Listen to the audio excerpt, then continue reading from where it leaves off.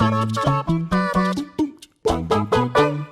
of Duty is like a hydra. Though it has a core that defines all of the games, the thing that allows it to stay at the top of the industry year in, year out is the sheer amount of sub-series that the franchise as a whole has spawned. The longest running and most successful has been Black Ops, followed swiftly by Modern Warfare, but not every new idea Activision has tried to get off the ground has ended up being a billion-dollar win for the company. From Advanced Warfare never getting a sequel to World at War tragically only getting a spiritual successor in Black Ops, there have been plenty of false starts. But it was Infinity Ward that struggled the most after it wrapped up its Modern Warfare trilogy back in 2011. While the team initially occupied the role as the premier Call of Duty developers, things went a little bit wrong after Modern Warfare 2.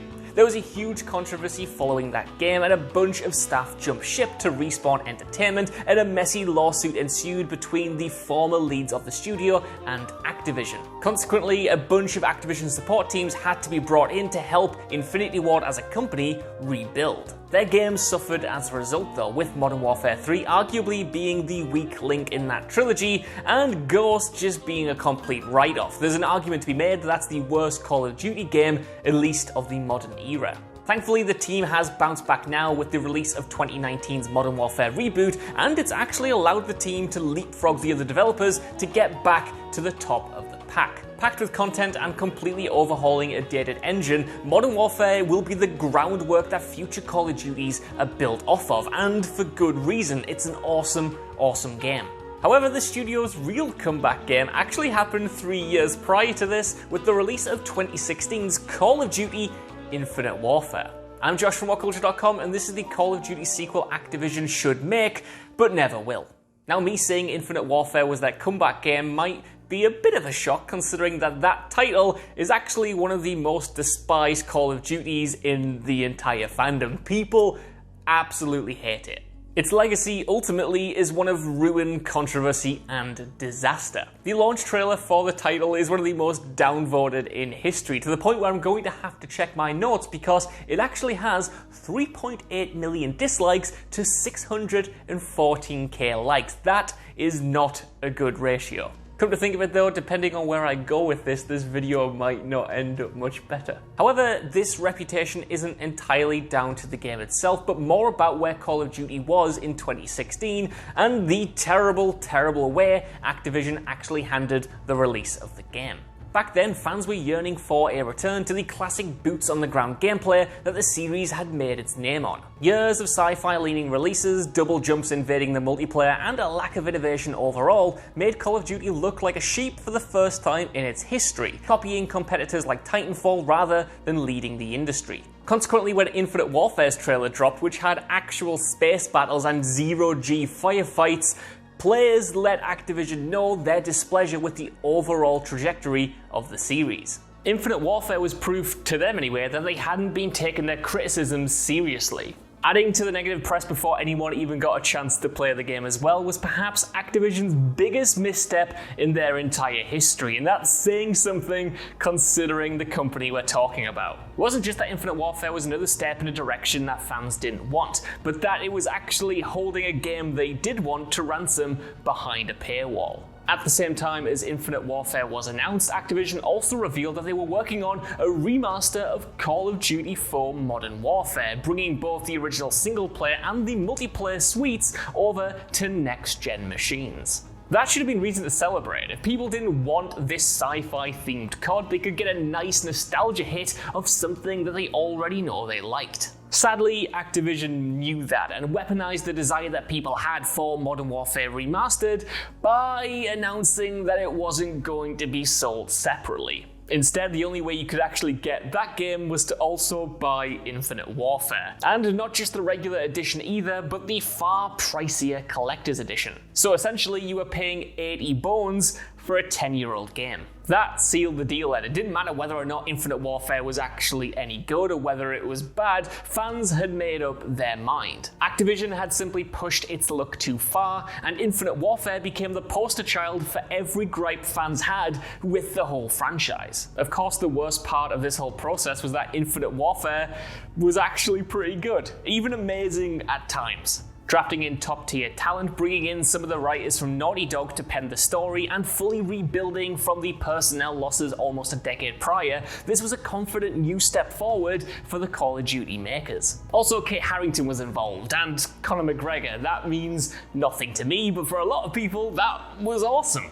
Even better, though, was that it wasn't simply repeating what came before. While, as mentioned, the series had been edging towards sci-fi for years, this was the first game to properly embrace that theme, giving the player a starfighter home base and even allowing them to pilot a fighter ship in unique, great-feeling vehicle levels. The foundations were there, packed with the kind of epic set pieces Infinity Ward made their name for, and it absolutely sucked to see Activision give up on the whole thing after one failed attempt. Especially when it's mostly their fault and not Infinity Ward's for how the game was actually received. But why then in 2020 does this poisoned well need to be drank from? Why should Activision put in the effort now to give this game a second chance when it could simply cut ties with it and continue bathing in the sheer amount of money it makes year on year? Well, for one, in 2016, Infinite Warfare was absolutely ridiculed for being derivative and following trends, but now it would probably be a breath of fresh air. Activision's failing with the entire brand this generation has been in its lack of diversity when it comes to the different sub-series it has on the go year in, year out. The whole appeal of having 3 different developers working on 3-year cycles should be that they get a different brand of Call of Duty every single year, each with their own universes and ways to play and characters and stuff like that.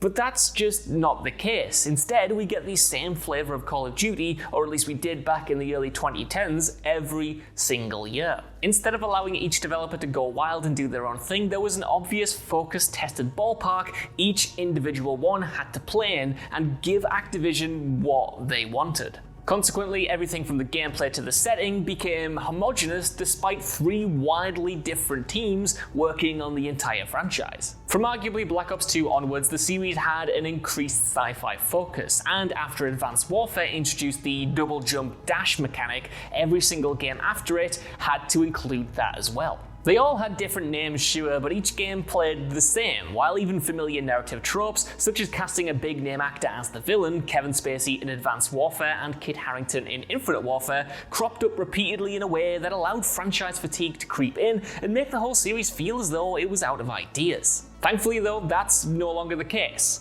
With Call of Duty World War II jumping into the past, Black Ops staying in the near future, and Modern Warfare obviously returning things to the present day, Activision are slowly edging to have more variety in their different Call of Duty series. Consequently, there's now space, pun absolutely intended, for a sci-fi Call of Duty to come back yet again.